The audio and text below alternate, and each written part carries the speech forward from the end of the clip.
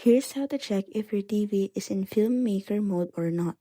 First is on your television, go to the All Settings option. Once you're already on the All Settings option, go ahead and find there the picture options. Now once you see there the picture options, what you need to do is to click on that. After clicking on that, you will be redirected on the page where you will see there an option that says the additional settings. So this is just like an advanced settings, but this is called additional settings. On the additional settings, you will be able to see there the Filmmaker Mode auto change. So this is how you know if your television is set to Filmmaker Mode if the toggle button beside it is turned on. But if the toggle button is turned off, it means that the Filmmaker Mode is not able.